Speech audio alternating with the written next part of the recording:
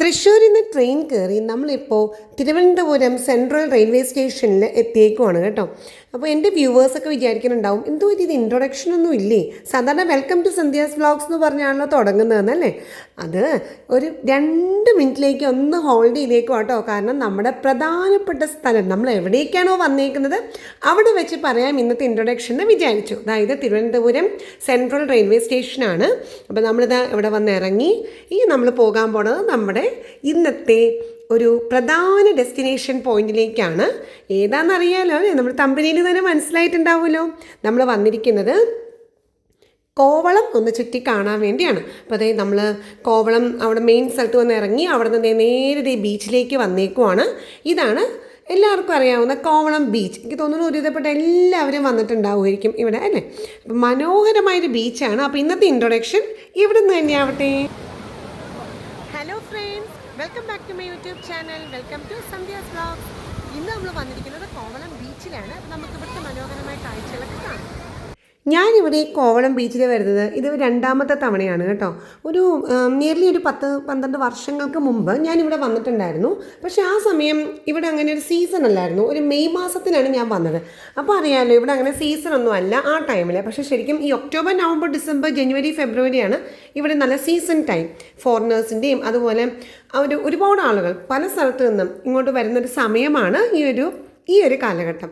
നോക്കൂ എന്ത് ഭംഗിയാണ്. നമുക്ക് ഈ ബീച്ചിൻ്റെ മനോഹാരിതയൊക്കെ ഒന്ന് എൻജോയ് ചെയ്താലോ? വരൂ.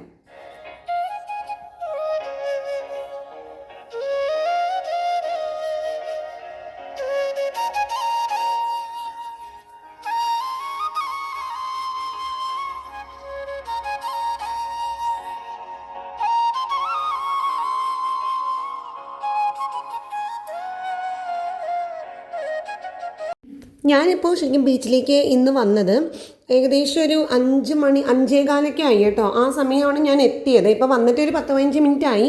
അപ്പോഴത്തേനും ആ വെയിലൊക്കെ ഒന്ന് നന്നായിട്ട് കുറഞ്ഞു.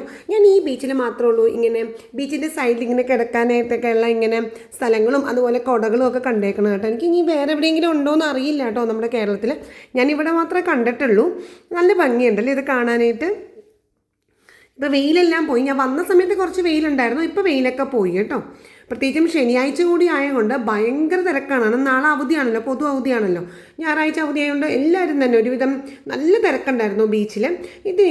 എനിക്കിവിടെ മനസ്സിലായത് ഭയങ്കര തിരക്ക് ശക്തി കൂടുതലാണ് കേട്ടോ. ഈ ബീച്ചിൽ ഭയങ്കര ഫോഴ്സാണ് തിര വരുന്നത്. അപ്പോൾ എന്താണെന്ന് വെച്ചാൽ നമ്മളിപ്പോൾ വെള്ളത്തിൻ്റെ അവിടെയൊക്കെ നിന്ന് കഴിഞ്ഞാൽ നമ്മളിങ്ങനെ നന്നായിട്ട് കാലിങ്ങനെ അടിച്ച് ഇങ്ങനെ വെള്ളം വരുന്നത്. അത് കഴിഞ്ഞിട്ട് ആ വെള്ളം അങ്ങോട്ട് ഒഴുകി പോകുന്ന ആ ഒരു ഫീല് ഒന്ന് ആലോചിച്ച് നോക്കിയേ. ശരിയല്ലേ, എന്ത് രസമാണ്. നമ്മുടെ കാഴ്ചയോട്ട് മണ്ണിങ്ങനെ ഒഴുകി പോകുമ്പം നമ്മളിങ്ങനെ വീട് പോണ രീതിയിലേക്ക് ഏതോ ഒരു ലോകത്തേക്ക് പോകുന്നൊരു ഫീലിംഗ് ആയിരിക്കും അല്ലേ. നല്ല രസമാണ്. അത് ഇഷ്ടപ്പെടാത്ത ആരാ ഉള്ളത് അല്ലേ. എൻ്റെ വ്യൂവേഴ്സിനൊക്കെ ആ ഒരു ഫീല് എപ്പോഴെങ്കിലും ഒരു പ്രാവശ്യം ഇതുപോലെ ബീച്ചിൽ പോകുമ്പോൾ ഉണ്ടായിട്ടുണ്ടാവില്ലേ?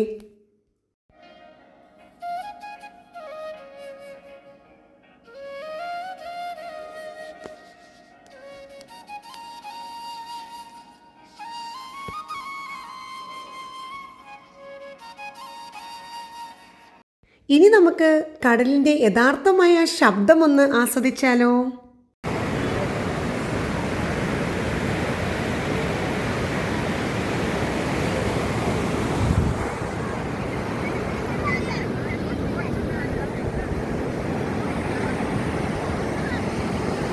നമ്മുടെ ഈ കോവളം ബീച്ച് നമ്മൾ ബസ്സിലോ അതുപോലെ നമ്മൾ ഓട്ടോയ്ക്കോ ഏത് ഇതിൽ നമ്മൾ വന്ന് ഇറങ്ങിയാലും ലീല ഹോട്ടലിൻ്റെ ആ ഒരു ഭാഗത്താണ് നമ്മൾ വന്ന് ഇറങ്ങുന്നത്. അവിടെയാണ് കോവളം ബീച്ച് ഉള്ളത് കേട്ടോ. അവിടെ വന്ന് ഇറങ്ങിക്കഴിഞ്ഞാൽ നമുക്ക് കുറച്ച് താഴത്തേക്ക് ഇത് നടക്കാനുണ്ട്. ഏകദേശം ഒരു 5 മിനിറ്റ് ഇങ്ങനെ ഇത്തിരി ഇറക്കമുണ്ട്. ആ ഇറക്കത്തിലൂടെ വരുമ്പോൾ കാണുന്ന ആ ഒരു ആദ്യത്തെ ദൃശ്യമാണ് കേട്ടോ ഞാൻ ഈ കാണിച്ചേക്കുന്നത്.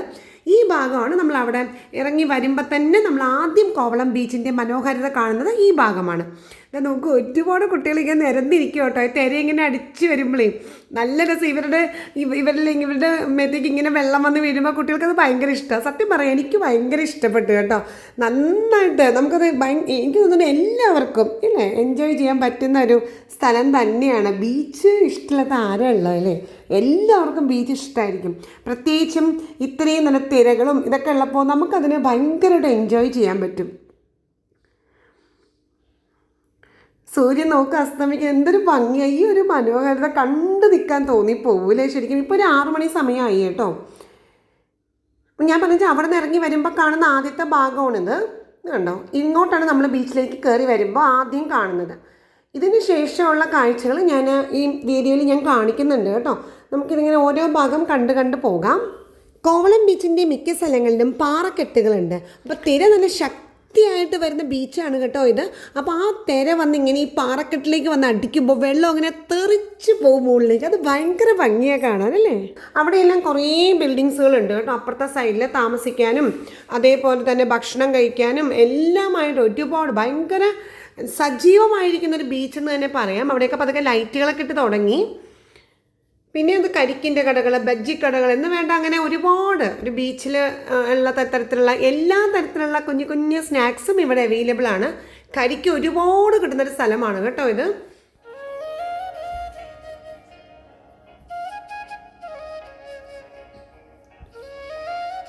ഞാനിവിടെ ഒരു 1.5 മണിക്കൂറോടെ നിന്നപ്പോഴും തിരക്ക് ഭയങ്കര ശക്തിയുണ്ട് ഇവിടെ. അതുകൊണ്ട് തന്നെയാണ് ഈ ബീച്ചിൽ നമുക്ക് ഭയങ്കര ത്രില്ല് കൂടുതലായിരിക്കും. ഒരുപാട് പോലീസിൻ്റെ കുറേ ഇങ്ങനെ വളരെയധികം സേഫ്റ്റി ഇവിടെ കൊടുക്കുന്നുണ്ട്. പറഞ്ഞു വെച്ചാൽ ഒരു 6 മണിക്ക് ശേഷം 6:30ക്ക് ശേഷം വെള്ളത്തിലേക്ക് തീരെ തന്നെ ആളുകൾ അങ്ങനെ അധികം ഇറക്കുന്നില്ല. കാരണം ഫോഴ്സ് കൂടുതലാണ് തിരക്ക്. അപ്പോൾ അവർ പറയുന്നതെന്ന് വെച്ചാൽ അത് സുരക്ഷിതത്വത്തിന് വേണ്ടി തന്നെയാണ് പറയുന്നത്. നാളെ രാവിലെ വന്നോളാനാണ് പറഞ്ഞത്. എന്നിട്ട് വന്നാൽ കുറച്ചുകൂടി കടലിലേക്ക് ഇറങ്ങിക്കോളൂ. പക്ഷേ വൈകുന്നേരം സൂര്യാസ്തമയത്തിന് ശേഷമാകുമ്പോൾ ശക്തി കൂടും തിരക്ക്. അപ്പോൾ അതുകൊണ്ട് അങ്ങനെ വളരെയധികം സുരക്ഷിതത്വം അവർ ഉറപ്പാക്കുന്നുണ്ട് കേട്ടോ. സൂര്യനൊക്കെ അസ്തമിച്ചു. ഇപ്പം ഇതിൻ്റെ ഭംഗി ഒന്ന് നോക്കൂ, എന്ത് രസം. അയ്യോ, അത് പറഞ്ഞറിയിക്കാൻ അത്രയ്ക്ക് മനോഹാരിത അല്ലേ. നമ്മൾ വന്ന സ്ഥലമാണ് കേട്ടോ. നമ്മൾ കയറി ബീച്ചിലേക്ക് ഇറങ്ങി വരുമ്പോൾ തന്നെ കാണുന്ന ഭാഗമാണ്. ആ ഭാഗത്ത് സൂര്യാസ്തമയമാണ് ഇപ്പോൾ ഈ കാണുന്നത്.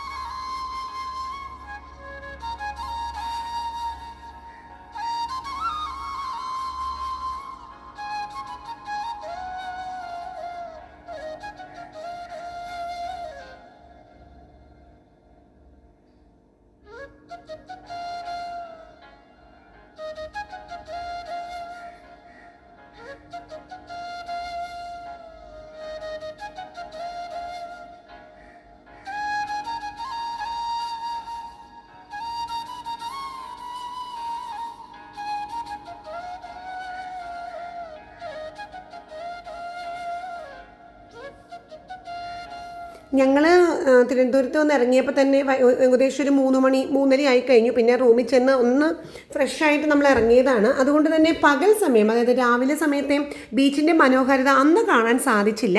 അതുകൊണ്ട് നമ്മൾ നാളെ രാവിലെ ഇവിടെ വരുന്നുണ്ട് കേട്ടോ. ഒരു 9 മണി 10 മണിയാകുമ്പോൾ ഇവിടെ വരാം. അപ്പോൾ എങ്ങനെയാണ് രാവിലെ സമയം നമുക്ക് കാണാം. ഇതാ ബീച്ചിൽ ഞാൻ നിന്നപ്പോൾ എവിടെയൊക്കെയോ ഇങ്ങനെ ഫയർ വർക്ക്സ് നടക്കുന്നുണ്ട്. അതിൻ്റെയാണ് കാണുന്നത് കേട്ടോ.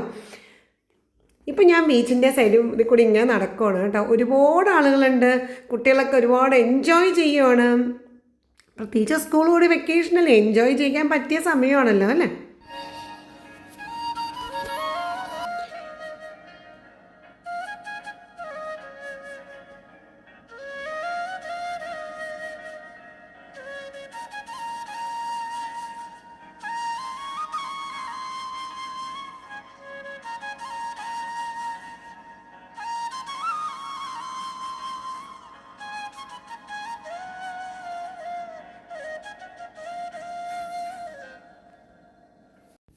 ഇപ്പോൾ സൂര്യൻ അസ്തമിച്ച് കഴിഞ്ഞു. ഇപ്പോൾ തിരക്ക് ഭയങ്കര ശക്തിയാണ് കേട്ടോ. ഭയങ്കര ഫോഴ്സിലാണ് തിര അടിക്കുന്നത്. ഇനിയിപ്പോൾ നമുക്ക് അങ്ങോട്ടേക്കൊന്നും ഇറങ്ങാനായിട്ട് അവർ അനുവദിക്കില്ല കേട്ടോ. അത് ഡേഞ്ചറസ് ആണല്ലോ, അങ്ങോട്ട് ഇറങ്ങാൻ പാടില്ല. ഇനി അപ്പം നമ്മൾ നേരെ മുന്നോട്ട് നടക്കുകയാണ്. ആ ലൈറ്റൊക്കെ ഉള്ള ഭാഗത്ത് നമ്മൾ നടന്നു പോകുമ്പോൾ കാണുന്ന കാഴ്ചകളാണ്. ലൈറ്റിൻ്റെ ഭാഗമാണ് കേട്ടോ ഈ കാണുന്നത്. ഒരുപാട് ചെറിയ ചെറിയ സ്നാക്സ് ഒക്കെ കിട്ടുന്ന കടകളുണ്ട്. അത് കൂടാതെ ഇതൊക്കെ നല്ലൊരു ഓർമ്മകളാണ് അല്ലേ. ഇങ്ങനെ നമ്മൾ കൊമളകൾ ഇങ്ങനെ ഇങ്ങനെ പറപ്പിച്ച്, അതൊക്കെ എനിക്ക് പണ്ട് എൻ്റെ കുട്ടിക്കാലത്തെ ഓർമ്മകളാണ്. ഉത്സവപ്പറമ്പിലൊക്കെ നമ്മളിത് കണ്ടിട്ടുണ്ട് പണ്ട്. ഇപ്പോഴും ഉണ്ടത്. എന്നാലും പണ്ടൊക്കെ നമ്മളത് വാങ്ങിച്ച് ഇങ്ങനെ ബബിൾസ് ഇങ്ങനെ വീർപ്പിച്ച് ഇങ്ങനെ പറന്നു പോകുമ്പോൾ അത് ഭയങ്കര സന്തോഷമായിരുന്നു. അതൊക്കെ ഇന്ന് കാണുമ്പം കുട്ടിക്കാലങ്ങളിലേക്ക് തിരിച്ചു പോകുന്ന ഓർമ്മകളാണ് കേട്ടോ. ഇതാ നമ്മൾ നടന്നു വന്നിരിക്കുന്ന സ്ഥലം. ഇത് റോക്ക് കഫേ എന്നാണ് ഈ റെസ്റ്റോറൻറ്റിൻ്റെ പേര്. അവിടേക്കാണ് നമ്മൾ വന്നേക്കുന്നത്. ഈ ഭാഗമാണ് നമ്മൾ നേരത്തെ അവിടെ നിന്ന് ബീച്ചിൽ നടന്ന സമയത്ത് കണ്ട ലൈറ്റിൻ്റെ ഭാഗം ഉണ്ടല്ലോ, ലൈറ്റൊക്കെ കത്തിച്ച ബിൽഡിങ്സ് കണ്ടില്ലേ, ആ സ്ഥലത്തേക്ക് നമ്മൾ വന്നേക്കുന്നത്. അവിടെ കുറേ വഞ്ചികളൊക്കെ ഉണ്ട് കേട്ടോ. രാവിലെ മീൻപിടുത്തത്തിന് ഫിഷിങ്ങിന് പോകുന്ന വഞ്ചികളാണ് ഇതിൻ്റെ മുന്നിൽ കാണുന്നത്. ഈ ലൈറ്റൊക്കെയാണ് നമ്മൾ നേരത്തെ അവിടെ നിന്ന് കണ്ടത്. അപ്പോൾ നമ്മൾ വന്നിരിക്കുന്നത് റോക്ക് കഫേ റെസ്റ്റോറൻറ്റ്, അതാണ് ഇതിൻ്റെ പേര് കേട്ടോ. അങ്ങോട്ട് വന്നേക്കുവാണ്. ഇവിടെ മീനുകളൊക്കെ ഇങ്ങനെ നമ്മുടെ മുമ്പ് ഡിസ്പ്ലേ ചെയ്ത് വച്ചിട്ടുണ്ട്. ഇതിനകത്ത് നമുക്ക് ഇഷ്ടമുള്ള മീനുകൾ നമുക്ക് സെലക്ട് ചെയ്ത് നമ്മൾ അവരോട് പറഞ്ഞാൽ നമ്മൾ പറയണ പോലെ അവർ ഉണ്ടാക്കി തരും. ഒരുപാട് തരത്തിൽ അവർ പ്രിപ്പയർ ചെയ്യുന്നുണ്ട്. ഗ്രില്ലും തന്തൂരി ബാർബിക്യൂ എന്ന് പറഞ്ഞാൽ ഒരുപാട് ഫ്രൈയും അങ്ങനെ എല്ലാം ഉണ്ട്. അപ്പോൾ നമ്മൾ ഏത് വേണമെന്ന് പറഞ്ഞാൽ അതുപോലെ ചെയ്തു തരുവേ. ഞങ്ങളിവിടെ നിന്ന് ഒരു ഷേരിയും വാങ്ങിച്ചു, അതുപോലെ ഒരു ആവോലിയാണ് വാങ്ങിച്ചത്. അപ്പോൾ ഷേരീനെ ഗ്രില്ല് ചെയ്യാനായിട്ടും തന്തൂരി സ്റ്റൈലിലാണ് അവർ ചെയ്തു തരാമെന്ന് പറഞ്ഞത്. പിന്നെ അതുപോലെ ആവോലിനെ ഫ്രൈയും ആണ് വാങ്ങിച്ചത് കേട്ടോ. അപ്പോൾ അത് സെലക്ട് ചെയ്ത് കൊടുത്തു. അപ്പോൾ നമ്മളിത് എന്നിട്ട് ഇവിടെ ഇങ്ങനെ നിൽക്കുവാണ്. ഈ ഒരു റെസ്റ്റോറൻറ്റിൻ്റെ മുമ്പിൽ തന്നെ ഒരുപാട് വഞ്ചികളുണ്ട്. ഇതെല്ലാം രാവിലെ ഫിഷിങ്ങിന് പോണ വഞ്ചികളാണ്, മീൻപിടുത്തക്കാരുടെയാണ് കേട്ടോ. അപ്പോൾ അവർ പറഞ്ഞു നാളെ രാവിലെ ഒരു 7 മണിക്കൊക്കെ വന്നു കഴിഞ്ഞാൽ വള്ളത്തിൽ നിന്ന് മീൻ ഇങ്ങനെ കടലിൽ നിന്ന് പിടിച്ചിട്ടുണ്ടെന്നൊക്കെ കാണാമെന്ന് പറഞ്ഞു. അപ്പോൾ നമുക്ക് നല്ല രാവിലെ വരാനായിട്ട് നോക്കാം കേട്ടോ. ഇതുപോലെ തന്നെ റോക്ക് കഫേ പോലെ തന്നെ ഇവിടെ നല്ല തിരക്കാണ് കേട്ടോ. ഒരുപാട് ഫോറിനേഴ്സും ഒക്കെ വരുന്നുണ്ട്. അതുപോലെ ഇവിടെ വേറെ ഇതേപോലെ റെസ്റ്റോറൻറ്റ്സ് 3-4 വേറെയുണ്ട് ഇതേപോലെ ഗ്രില്ല് ചെയ്ത് കൊടുക്കുന്നതെല്ലാം കണ്ടോ. ഇതാ നീല കളർ കാണുന്നതൊക്കെ ആ വള്ളങ്ങളാണ് കേട്ടോ, രാവിലെ പോകുന്ന വള്ളങ്ങളാണ്. ഇതിപ്പോൾ ഞാൻ നേരത്തെ നമ്മൾ ആദ്യം നടന്നു വന്ന് അവിടെ നമ്മൾ നടന്നില്ലായിരുന്നോ, ഞാൻ ഇൻട്രൊഡക്ഷനൊക്കെ പറഞ്ഞിനി. അത് കഴിഞ്ഞ് നേരെ മുന്നോട്ട് നടക്കുമ്പോൾ കാണുന്ന കാഴ്ചകളാണ്. നമ്മൾ അവിടെ നിന്ന് ഒരുപാട് ലൈറ്റ്സ് ഒക്കെ കണ്ടില്ലേ, ആ ഭാഗമാണിത്.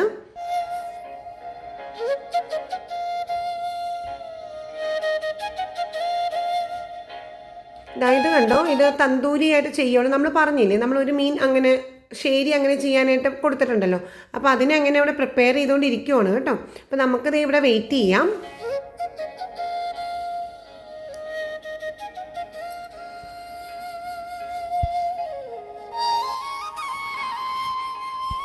മോള് വാങ്ങിച്ചത് അവൾക്കിങ്ങനെ മീൻ അധികം വേണ്ടെന്ന് പറഞ്ഞുകൊണ്ട് അവൾ ഇത് ബ്രെഡ് ടോസ്റ്റാണ് വാങ്ങിച്ചത്. അതായത് എഗ് ആൻഡ് ചീസ് ഫില്ലിംഗ് ആയിട്ടുള്ള ബ്രെഡ് ടോസ്റ്റാണ് മോൾക്ക് വാങ്ങിച്ചത് കേട്ടോ.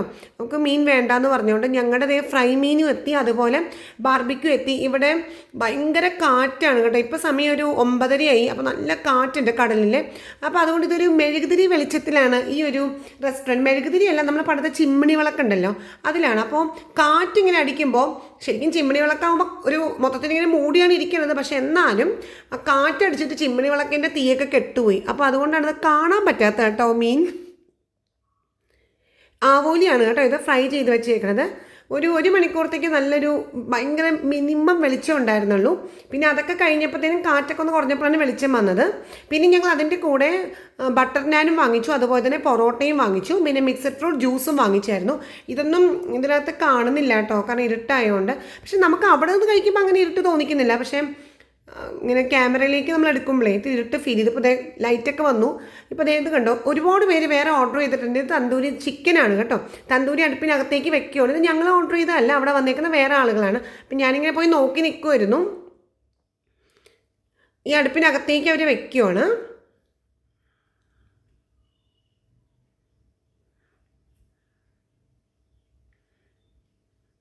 ഇത് മീനൊക്കെ ഇതുപോലെ ചുട്ടെടുത്തുകൊണ്ടിരിക്കുകയാണ് കേട്ടോ തണ്ടൂരി അടുപ്പിൽ. തണ്ടൂരി അടുപ്പാണ് കേട്ടോ. അപ്പോൾ ആ രീതിയിൽ ചെയ്തെടുക്കണം. ഒരുപാട് വെറൈറ്റി ഉണ്ട് ഇവിടെ ചെയ്യുന്നുണ്ട്. ഇതുപോലെ വേറെ റെസ്റ്റോറൻറ്റ്സുകൾ ഒരുപാടുണ്ട് കേട്ടോ. ഇതിപ്പോൾ നേരെ ആ ഒരു ബീച്ചിൻ്റെ മുന്നിൽ തന്നെയാണ്. അതേപോലെ താമസ സൗകര്യത്തിനും ഈ ഭാഗമാണ് ഭയങ്കര വെളിച്ചം. നമ്മൾ നേരത്തെ കണ്ടത് അത്രയ്ക്ക് തിരക്കും ആൾക്കൂട്ടം എല്ലാം ഉണ്ട്. ഒരുപാട് ഫോറിനേഴ്സ് വരുന്ന സ്ഥലമാണ് കേട്ടോ. റോക്ക് കഫേ റെസ്റ്റോറൻറ്റ് എന്നാണ് ഇതിൻ്റെ പേര്. ഇത് മാത്രമല്ലാണ്ട് ഒരുപാട് റെസ്റ്റോറൻറ്റുകൾ മുന്നോട്ട് പോകുമ്പോൾ ഉണ്ട്. മീൻ വിഭവങ്ങൾ തന്നെയാണ് കൂടുതലും ഉള്ളത്. അതിൻ്റെ ഈ റോക്ക് കഫേയുടെ നേരെ മുന്നിലെ കാഴ്ചയാണ് കേട്ടോ. ഇത് കുറേ വള്ളങ്ങളുണ്ട് ഇങ്ങനെ ഇവിടെ ഉണ്ട്. ഇതെല്ലാം മീൻപിടുത്തത്തിന് പോകുന്ന വള്ളങ്ങളാണ് കേട്ടോ. പിന്നെ അത് കഴിഞ്ഞ് നേരെ മുന്നോട്ട് നടക്കുമ്പോൾ ഇതേപോലത്തെ നല്ല നല്ല മാല കിട്ടുന്ന കടകളുണ്ട് കേട്ടോ. എനിക്ക് ഭയങ്കര ഇഷ്ടപ്പെട്ടു. ഇതൊക്കെ നല്ല നല്ല കല്ലുകളാണ്, നല്ല ഭംഗിയാണ്. നമ്മുടെ ഡ്രസ്സിനൊക്കെ മാച്ച് ചെയ്യുന്ന കമ്മലുകളും മാലകളും. കമ്മലുകൾ സത്യം പറഞ്ഞാൽ ഞാൻ വളരെ കുറച്ചേ കണ്ടുള്ളൂ, മാലകളാണ് കൂടുതലുള്ളത്. അതായത് നല്ലൊരു ഷോപ്പാണ് കേട്ടോ. ഈ ഷോപ്പിൽ ഈ കുട്ടിയുടെ പേര് ദീപ എന്നാണ്. ഞാൻ പരിചയപ്പെട്ടായിരുന്നു. വളരെ സ്നേഹമുള്ളൊരു കുട്ടിയാണ്, കർണാടകക്കാരി കുട്ടിയാണ്. നമ്മൾ അതിനകത്തേക്കൊക്കെ ഒന്ന് കയറിയത് കേട്ടോ. ഞാൻ ഷോപ്പിനകത്തേക്ക് കയറിയായിരുന്നു. അപ്പോൾ ആ ഫ്രണ്ട് ഡിസ്പ്ലേ ചെയ്ത കളക്ഷൻസ് മാത്രമല്ല അത് കൂടാതെ ഒരുപാട് വെറൈറ്റി കളക്ഷൻസ് ഉണ്ട്. നമ്മളിങ്ങനെ ഈ ബീച്ചിലൊക്കെ പോകുമ്പോൾ ഇടാൻ പറ്റിയ ഡ്രസ്സുകളും അതുപോലെ വീട്ടിലെ കുട്ടികൾക്കൊക്കെ ഇടാൻ പറ്റിയ ഡ്രസ്സുകളും എല്ലാം ഉണ്ട്. ഇത്തിരി മോഡേൺ സ്റ്റൈലായിട്ടുള്ള ഡ്രസ്സുകൾ.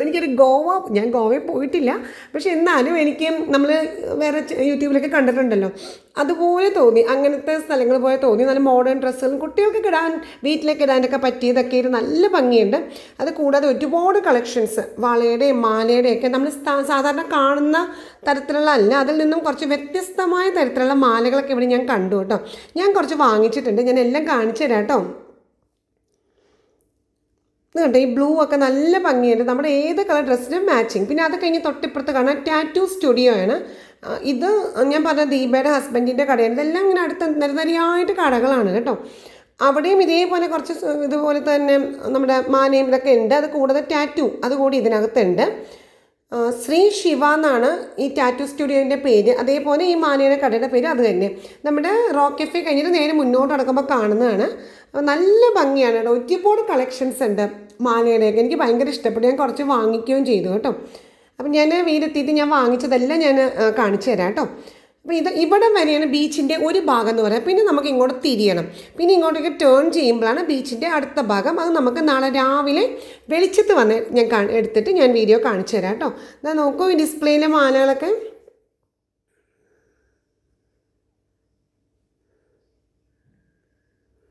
ഇനി മുന്നോട്ടേക്ക് നടക്കുമ്പോൾ അതുവരെയാണ് ബീച്ചിൻ്റെ ഞാൻ പറഞ്ഞ ഒരു ഭാഗം. പിന്നെ ഇങ്ങോട്ടേക്ക് തിരിയുമ്പോഴാണ് നമ്മുടെ ലൈറ്റ് ഹൗസിൻ്റെ ഭാഗമെല്ലാം. ഇപ്പോൾ നല്ല ഇരുട്ടായി, ഇപ്പോൾ ശരിക്കും ഒരു 10:30 സമയം.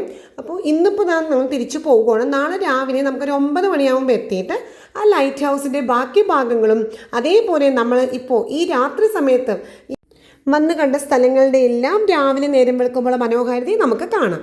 അപ്പോൾ ഇതൊക്കെയാണ് ഫ്രണ്ട്സ് ഇന്നത്തെ വിശേഷങ്ങൾ. അപ്പോൾ നമുക്ക് നെക്സ്റ്റ് വീഡിയോയിൽ ഇതിൻ്റെ 2ാം ഭാഗം കാണാം. അപ്പോൾ ഇനിയിപ്പോൾ തിരിച്ച് റൂമിലേക്ക്. അപ്പോൾ ഇങ്ങനെ നിരന്നിങ്ങനെ നീണ്ടു കിടക്കുവാണ് ഈ ബീച്ച്. ഇതൊക്കെ നമുക്ക് ഇനി നാളെ രാവിലെ വന്ന ബാക്കി വിശേഷങ്ങൾ കാണാം. അപ്പോൾ ഈ ചാനൽ സബ്സ്ക്രൈബ് ചെയ്യാനായിട്ട് മറക്കരുത് കേട്ടോ. അതുപോലെ ലൈക്കും ഷെയറും ഇതൊന്നും മറക്കരുത്. നിങ്ങളുടെ വാല്യുബിൾ കമൻറ്റ്സ് പറയാനും മറക്കരുത് കേട്ടോ. അപ്പോൾ നമുക്ക് നാളെ രാവിലെ 2nd ഡേ കോവളത്ത് നമുക്ക് കാണാം. ഇതിൻ്റെ മനോഹരമായ പകൽ വെളിച്ച കാഴ്ചകളും ബാക്കി കാഴ്ചകളും കാണാം. ബൈ.